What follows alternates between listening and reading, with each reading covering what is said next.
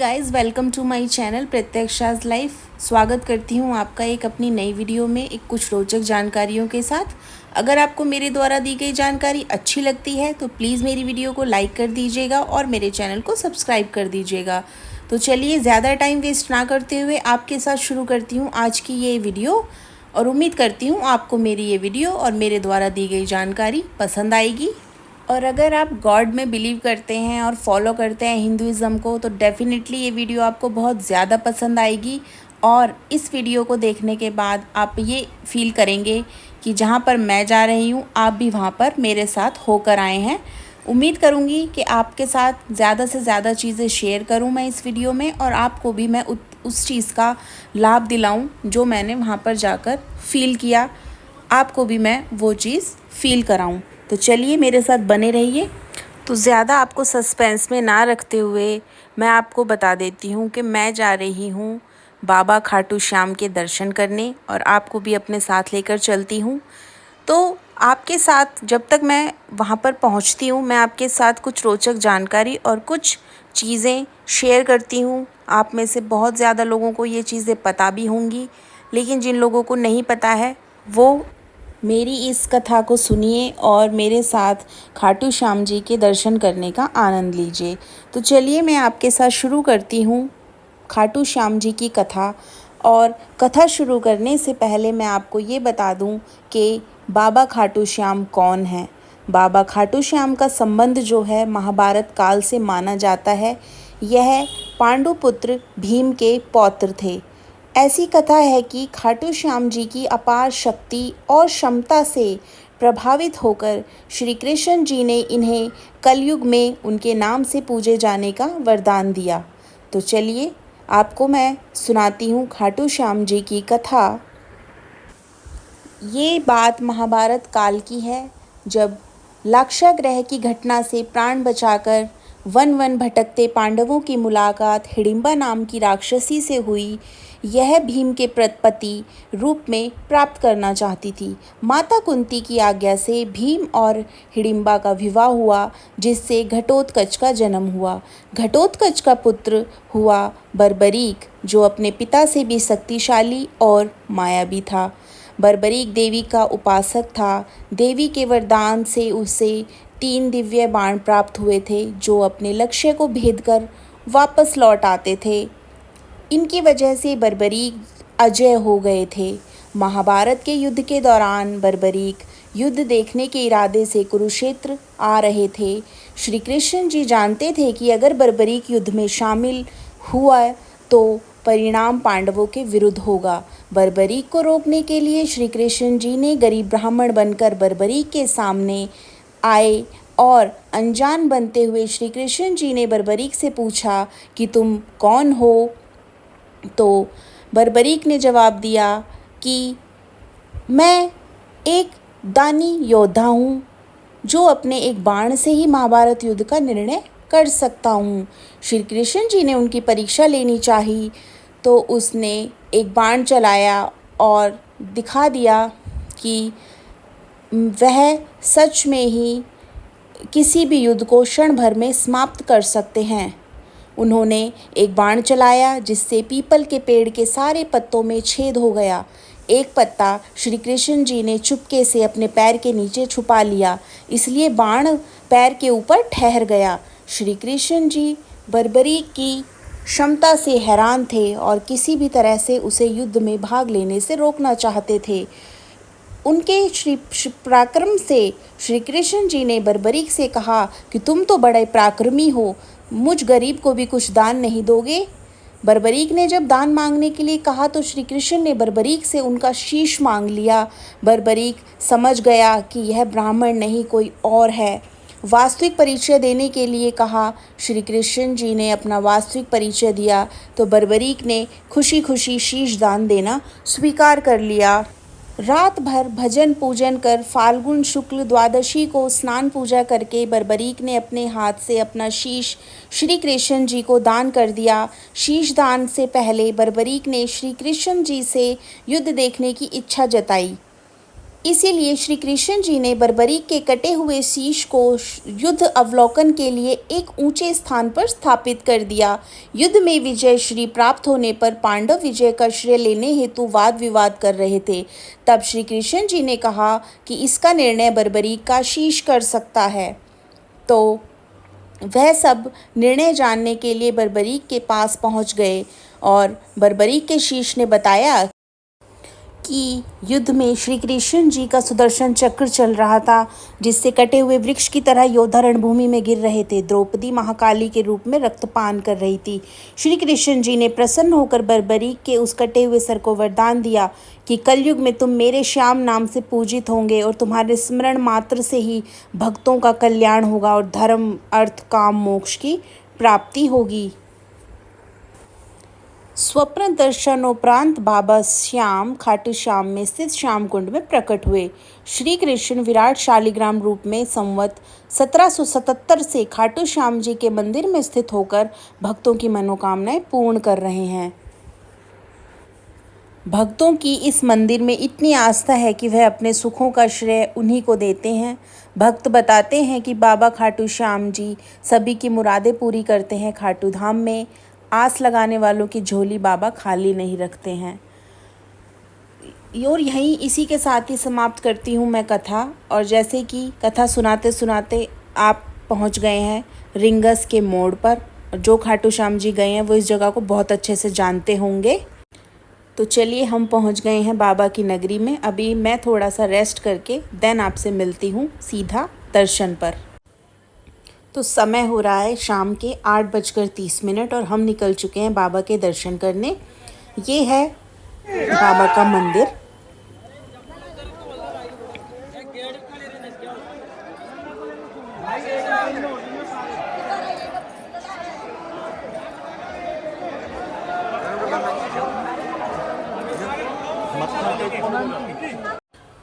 बस कुछ ही क्षणों में मैं कराने जा रही हूँ आपको बाबा के दर्शन, और आप भी बाबा के दर्शन कीजिए और बाबा का आशीर्वाद प्राप्त कीजिए।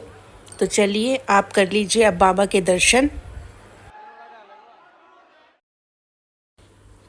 जैसा कि आप सबको पता ही है कि बाबा के मंदिर में फ़ोन अलाउड नहीं है, लेकिन फिर भी थोड़े से दर्शन आप लोग भी कर लीजिए। और मैं बाबा से प्रार्थना करती हूँ कि वो आपकी सभी मनोकामनाएं पूरी करें और आपके जीवन में जो भी दुख, दर्द, पीड़ा है बाबा उन सब को हर ले और आपका जीवन मंगलमय करे।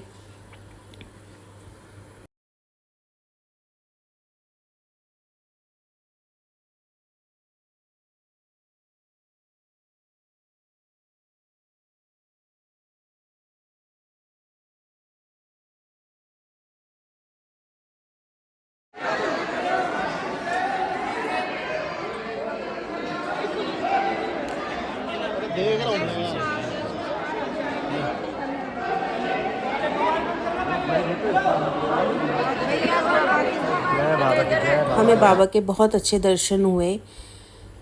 उसी के साथ ही फिर हमने बाबा के दर्शन करके हम मंदिर से बाहर आ गए और यहाँ पर हम डिसाइड कर रहे हैं कि हम सुबह की आरती भी अटेंड करेंगे। और फिर हम वहाँ से निकल चुके हैं और जब हम वापस आ रहे थे तो ये एक डॉग हमारे आगे आगे जा रहा था। ही इज़ लाइक कि जैसे वो हमें प्रोटेक्ट करके चल रहा हो। तो इस टाइम पे हम अपनी धर्मशाला में जा रहे हैं और जब हम बाबा के दर्शन करने के लिए आए थे तब भी ये डॉग मेरे साथ साथ ही चल रहा था। तब मुझे लगा कि मैंने कहा पता नहीं ये मेरे आगे आगे क्यों चल रहा है। तो फिर मैंने देखा कि ये मुझे प्रोटेक्ट कर रहा है। वही बात होती है कि पता नहीं किस रूप में आके नारायण मिल जाए। तो हर चीज़ हमें दर्शन देने के लिए वो अपने असली रूप में हमारे सामने नहीं आती है। वो हमसे परीक्षा लेने के लिए, हमारी चीज़ों को जज करने के लिए भगवान हमेशा हमारे सामने किसी दूसरे ही रूप में आते हैं और हमें ये देखना चाहते हैं कि क्या हम उन्हें उस रूप में भी उतना ही आदर देते हैं जितना हम उन्हें भगवान के रूप में देते हैं। इसलिए हमेशा जानवरों को, गरीब इंसान को और हर एक प्राणी को हमें अच्छे से ट्रीट करना चाहिए और कभी भी किसी को अपनी तरफ से दुख नहीं पहुंचाना चाहिए। और जितना हमारे बस में हो हमें उनके लिए अच्छे से अच्छा करना चाहिए। इंसान जन्म हमें इसी के लिए दिया जाता है ताकि हम लोगों की सेवा कर सकें। अब यहाँ पे आप देख रहे हैं कि हम जब धर्मशाला वापस आ गए थे तो हमने आके देखा कि फिर रात को हमने यहाँ पे मस्ती करनी स्टार्ट कर दी। बाबा के मंदिर के सामने सब लोग डांस कर रहे थे, सब मस्ती में झूम रहे थे, क्योंकि यहाँ पर आने के बाद मन इतना प्रसन्न हो जाता है कि इंसान सब कुछ अपने दुख दर्द भूल के वो बाबा की मस्ती में ही मगन हो जाता है। देन हम सब लेट नाइट मस्ती करके सो गए थे और सुबह सुबह हम 6 बजे दोबारा बाबा के दर्शन करने के लिए निकल पड़े हैं। सुबह का मौसम इतना ठंडा और इतना अच्छा था तो हमने डिसाइड किया कि चलो अब सुबह भी बाबा की आरती अटेंड की जाए और बाबा के दर्शन कर लिए जाएं। क्योंकि मैं अपने आप को बहुत खुशनसीब मानती हूँ कि बाबा ने मुझे 2 बार अपने दर्शन करने का मौका दिया।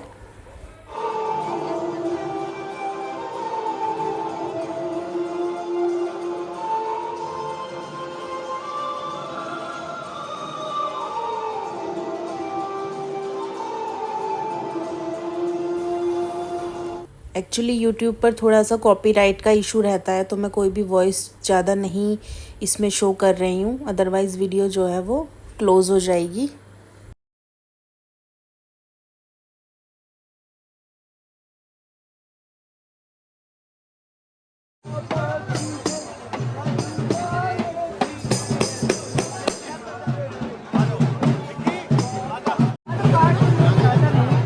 यहाँ पे फिर खाटू श्याम जी की मार्केट शुरू हो जाती है। यहाँ से आप अपने लिए लॉकेट, लड्डू के वस्त्र, खाटू श्याम जी के वस्त्र, बैंगल्स, स्लीपर्स, कुर्ती, चुनरी, जयपुरी चीज़ें, आप यहाँ से बहुत सारी चीज़ें ले सकते हैं।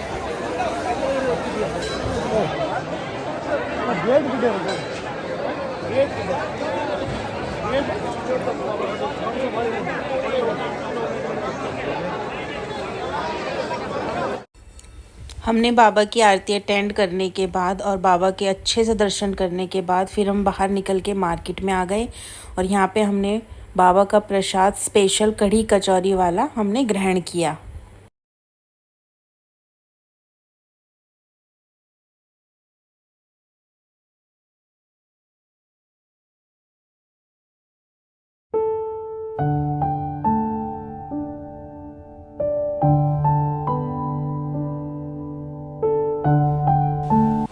श्याम कुंड के दर्शन करने के बाद फिर हमने आते टाइम हम बस की पार्किंग जो है हमारी डिफरेंट डायरेक्शन में थी तो हम तोरण द्वार के दर्शन नहीं कर पाए थे। तो जाते टाइम फिर मैंने सोचा एक बार यहाँ से होकर मैं वापस जाऊंगी। हम थोड़ा जल्दी में थे क्योंकि हमें एक ही दिन में 2 से 3 ट्रिप जो है कवर करनी थी।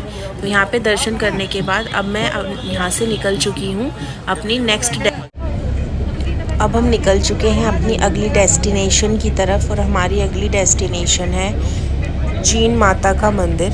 जीण माता के मंदिर को आप सभी लोग जानते होंगे, यह राजस्थान ज़िले में स्थित है। यहाँ पर इस मंदिर के बारे में यह कहानी प्रसिद्ध है कि लोक मान्यता के अनुसार जब एक बार मुग़ल बादशाह औरंगजेब ने राजस्थान के सीकर में स्थित जीण माता और भैरव मंदिर को तोड़ने के लिए अपनी सेना को भेजा, जीण माता ने अपना चमत्कार दिखाया और वहाँ पर मधुमक्खियों के एक झुंड ने मुग़ल सेना पर धावा बोल दिया था। फिर मंदिर में जहरीली मधुमक्खियों की सेना जब प्रकट हुई, जिसके आक्रमण से मुग़ल सेना भाग गई, तब बादशाह ने देवी से माफ़ी मांगी और तब से मंदिर में अखंड जोत के लिए 1.25 मन तेल देने की व्यवस्था है और इसी के लिए प्रतिवर्ष दिल्ली से 1.25 मन तेल आता था। इसी कारण ही जीण माता को मधुमक्खियों की देवी भी कहा जाता है। इसके बाद से जीवण अरावली के काजल शिखर पर पहुंचकर तपस्या करने लगी। मान्यताओं के अनुसार इसी प्रभाव से वो बाद में देवी रूप में प्रवर्तित हुई। जीवण ने यहाँ जयंती माता जी की तपस्या की और जीण माता जी के नाम से पूजी जाने लगी और उनके भाई हर्षा को भैरवनाथ जी का अवतार माना जाता है। अब यहाँ पर हम जा रहे हैं, ये थोड़ा सा ऊपर चढ़ाई करके मंदिर है माता जी का। यहाँ पे हम पहुँच गए हैं माता जी के दर्शन करने। आप सब लोग भी मेरे साथ माता जी के दर्शन कर लीजिए और माता के आशीर्वाद का पुण्य प्राप्त कीजिए।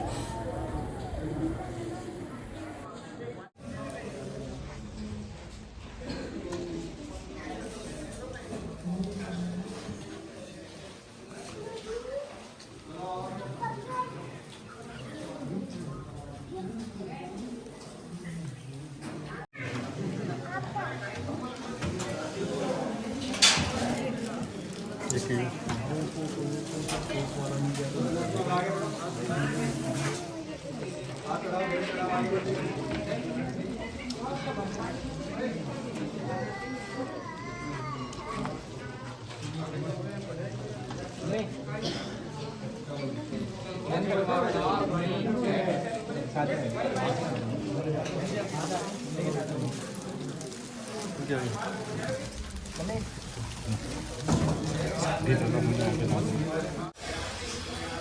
माता माँ दुर्गा का अवतार ही मानी जाती हैं। जीन माता मंदिर शक्तिपीठ के रूप में जाना जाता है और असली नाम जयंती माला था। जीन माता के पवित्र मंदिर को 1000 साल पुराना माना जाता है। जीन माता राजस्थान के सीकर जिले में स्थित एक गांव का नाम है। सीकर में जीन माता गांव 29 किलोमीटर दूर है। यही वह प्राचीन जीन माता मंदिर है जो कि दिखने में बहुत ही सुंदर, बहुत ही जहाँ पर पहुँच के आपके मन को शांति महसूस होगी। अरावली पर्वत के बीच में इतनी अच्छी लोकेशन है ये। आप यहाँ पे आइए और माता का आशीर्वाद भी प्राप्त कीजिए और साथ में यहाँ के आसपास की जो सुंदरता है उसका भी आप आनंद ले सकते हैं।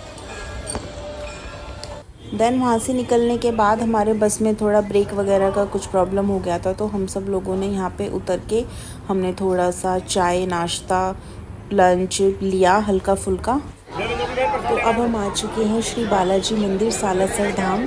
सालासर बालाजी मंदिर जो है वो एक लोकप्रिय नवमी संवत के श्रावण शुक्ल के एक शनिवार की बात है, जब नागौर के असोटा गांव के एक गिंथला जाट किसान ने अपने खेत की जुताई करते समय बालाजी की एक पत्थर की मूर्ति का पता लगाया था। पूरे भारत में एकमात्र सालासर में दाढ़ी मूंछों वाले हनुमान जी यानी बालाजी स्थित हैं। इसके पीछे मान्यता यह है कि मोहन राम को पहली बार बालाजी ने दाढ़ी मूंछों के साथ दर्शन दिए थे।